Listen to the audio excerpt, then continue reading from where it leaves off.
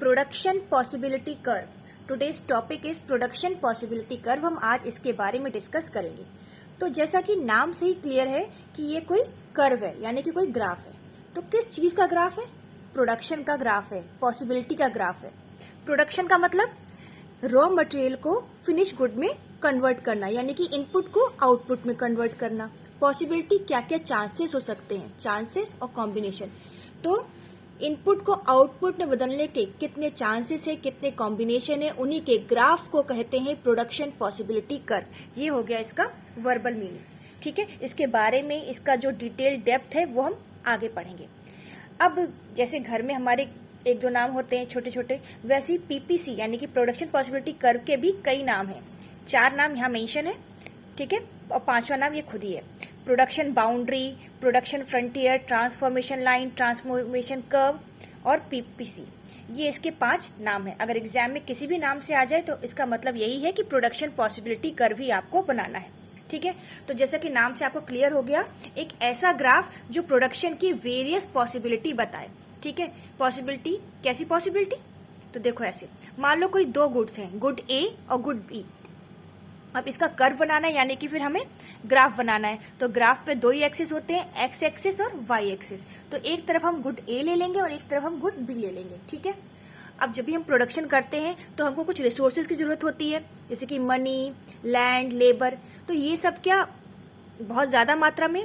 ये लिमिटेड है, जितने हैं उतने ही है ना अवेलेबल, तो ये लिमिटेड है। तो ऐसे में जब लिमिटेड रिसोर्सेज हों तो क्या कॉम्बिनेशन बनाया जाए जिससे मैक्सिमम यूटिलाइजेशन ऑफ रिसोर्सेज हो। अब जैसे कि 2 गुड्स प्रोड्यूस होते हैं इकोनॉमी में, मान लो, तो क्या हो सकता है? आधा ए आधा बी का प्रोडक्शन हो। ठीक है, यानी कि आधे रिसोर्सेज इसमें यूज हो, आधे इसमें हो। या फिर दूसरा कॉम्बिनेशन ये हो सकता है कि कम, थोड़ा ए का कम कर दें, बी का ज्यादा प्रोडक्शन कर दें। ठीक है, या फिर ए का ज्यादा कर दें, बी का कम कर दें, या पूरा का पूरा ए का ही प्रोडक्शन करें, या पूरा पूरा बी का प्रोडक्शन करें। क्लियर है? तो जो रिसोर्सेज है उनको इस तरीके से यूज किया जाए कि आधा आधा दोनों का प्रोडक्शन हो जाए, बी का ज्यादा ए का कम, दोनों का ए का ज्यादा बी का कम, या पूरा ए का या पूरा बी का। क्लियर है? जब हम टेबल बनाएंगे तो और क्लियर हो जाएगा।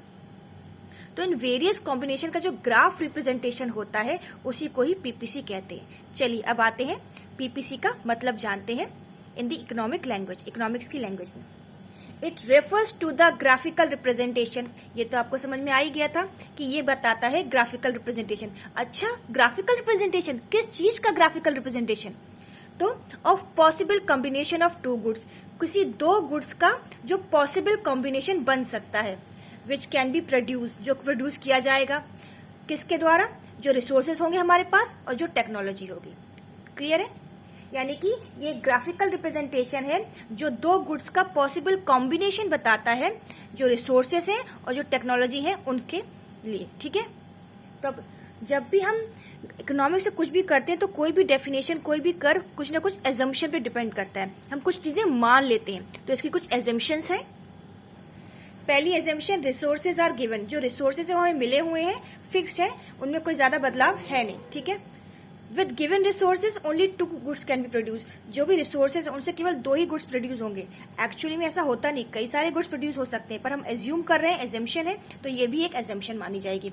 Resources are fully utilise. जो रिसोर्सेज है उनका कम यूटिलाइजेशन नहीं हो रहा है, वो जितना यूटिलाइज हो सकते हैं वो हम कर रहे हैं, ये हम मान के चलते हैं पीपीसी में। और टेक्नोलॉजी में कोई बदलाव नहीं आया है, टेक्नोलॉजी इज कांस्टेंट, क्योंकि अगर टेक्नोलॉजी में बदलाव आ गया तो कम रिसोर्सेज से भी ज्यादा प्रोडक्शन हो जाएगा, तो हमारा ग्राफ डिस्टर्ब हो जाएगा। तो ये हम एज्यूम कर लेते हैं भैया कि रिसोर्सेज हमें मिले हुए हैं, जो मिले हुए हैं वो फिक्स्ड है, इससे ज्यादा कम नहीं हो सकते। विद गिवन रिसोर्सेज केवल 2 ही गुड्स प्रोड्यूस होंगे, रिसोर्सेज का पूरा यूटिलाइजेशन होगा और टेक्नोलॉजी में कोई बदलाव नहीं आएगा। ठीक है, अब ग्राफ बनाएंगे तो हमें भैया टेबल भी तो चाहिए, ग्राफ के लिए टेबल भी चाहिए होती है। और टेबल किसकी बनानी? कॉम्बिनेशन की। चलिए, तो हमने यहाँ पे कुछ कॉम्बिनेशन मान लिए हैं और कोई 2 गुड ले लिए, व्हीट राइस ले लीजिए, कोई बच्चे पिज्जा मोमोज वट एवर, मैंने व्हीट और राइस लिया है। ठीक है, तो पहला कॉम्बिनेशन क्या है? पहला कॉम्बिनेशन ये है, अगर आप 100 व्हीट प्रोड्यूस करोगे तो राइस कुछ भी प्रोड्यूस नहीं कर पाओगे। दूसरा कॉम्बिनेशन, अगर आप 90 व्हीट प्रोड्यूस करोगे तो राइस 1 प्रोड्यूस होगा। अगर 70 तो 2, 40 तो 3, और अगर वीट बिल्कुल प्रोड्यूस नहीं होगा तो 4 राइस प्रोड्यूस होगा। ठीक है, यहाँ पर आप देख रहे हो कि ये वीट जैसे जैसे कम होता जा रहा है वैसे वैसे राइस इंक्रीज होता जा रहा है, यानी कि वीट जब सेक्रीफाइस कर रहा है तो राइस गेन कर रहा है। क्लियर है? तो ये जब नीचे जा रहा है तो ये ऊपर जा रहा है, तो इन दोनों का रिश्ता कैसा है? उल्टा है। क्लियर है? तो ये क्यों होता है? ये होता है एमओसी या एमआरटी की वजह से, जो हम इस वीडियो में डिस्कस नहीं करेंगे, हम अपने नेक्स्ट वीडियो में डिस्कस करेंगे। फिलहाल हमारा ये कर्व समझ में आ गया, ये टेबल आपको समझ में आ गई कि ये कॉम्बिनेशन हो सकते हैं। भैया देख, रिसोर्सेज फिक्स्ड है, टेक्नोलॉजी कॉन्स्टेंट है, तो अगर तू वीट प्रोड्यूस करना चाह रहा है 100 तो राइस नहीं मिलेगा भैया। और अगर तू थोड़ा सा कम कर ले अपना वीट तो मैं 1 प्रोड्यूस कर दूंगा राइस, और कम कर ले तो 2, और कम कर ले तो मैं 3, और बिल्कुल ना करे तो मैं 4। तो ये इनके कॉम्बिनेशंस हो गए। अब इसकी ग्राफ प्लॉटिंग भी तो मेन है, क्योंकि ग्राफ है। तो देखिए कैसे ग्राफ प्लॉटिंग हुई है इसकी। सी ग्राफ, मैं आपको ग्राफ भी बता रही हूँ। ये हो गया वाई एक्सिस और ये हो गया एक्स एक्सिस। एक्स एक्सिस मैंने माना है वीट और वाई पे माना है राइस। ठीक है, तो अब देखो वीट में कितना कितना जा रहा है, 100 तक जा रहा है, तो हमने यहाँ तक 100 तक का डिवीजन कर लिया, 10, 20, 30, 40, 50, 60, 70, 80, 90, 20, 80, 90, 100।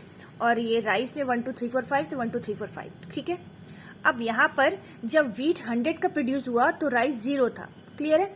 तो वीट 100, राइस जो है वो 0। फिर जब वीट 90 प्रोड्यूस हुआ तो राइस 1 था। 90 तो राइस कहाँ पर आएगा? 1 पे ये प्लॉट हो गया। 70, 70 तो 2, 70 पे 2 प्लॉट हो गया। 40 पे 3 प्लॉट हो गया, 40 पे 3 प्लॉट हो गया, और 0 पे 4। 0 कहाँ आएगा? ये 0 का 4। ठीक है, जब इन पॉइंट्स को ज्वाइन करेंगे तो देखो ऐसा एक कर्व आ जाएगा।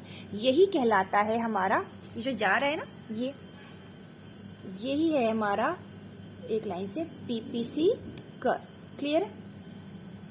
अब सपोज मान लो एक पॉइंट इसके अंदर आया। ठीक है, मान लो इसका नाम है एफ, तो इसे कहते हैं, अगर यहाँ पर आ रहा है ये पॉइंट, इसका मतलब है यहाँ पे रिसोर्सेज फुल्ली यूटिलाइज नहीं हुए, क्योंकि फुल्ली यूटिलाइज तो यहाँ पर हो रहे हैं, तो ये कहलाएगा अंडर यूटिलाइजेशन ऑफ रिसोर्सेज।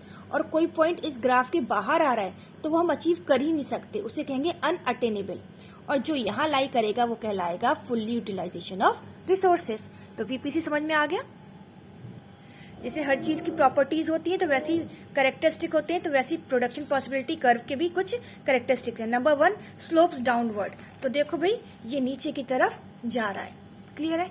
ये क्यों जाता है? क्योंकि इसका और इसका रिश्ता उल्टा है। तू कम होगा तो मैं ज्यादा होऊंगा, तू ज्यादा होगा तो मैं कम होऊंगा। ठीक है ना?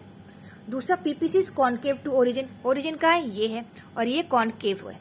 ठीक है ना? ये जो चीज होती है क्या होती है? कॉन्केव। तो ये कॉन्केव होता है ओरिजिन पे। क्यों होता है? क्योंकि एमओसी इंक्रीज होती है। अब एमओसी क्या है ये हम इस वीडियो में डिस्कस नहीं कर रहे हैं, हम नेक्स्ट वीडियो में डिस्कस करेंगे, वहां से आप समझ सकते हो। तो इस तरीके से इसके 2 कैरेक्टरिस्टिक्स आप याद कर लो, इट ऑलवेज स्लोप्स डाउनवर्ड और PPC is concave to origin. अगर रीजन पूछा जाए क्यों होता है, तो स्लोप डाउनवर्ड इसलिए होता है बिकॉज ऑफ इनवर्स रिलेशनशिप। ठीक है, एंड पीपीसी कॉन्केव क्यों होता है? Because of increase in MOC. ठीक है, आई होप आपको पीपीसी कर्व समझ में आ गया होगा। नेक्स्ट वीडियो में इसका इंपॉर्टेंट टॉपिक जो रह गया है वो हम डिस्कस करेंगे एमओसी। ठीक है, marginal opportunity cost. See you in the next video. Till then bye.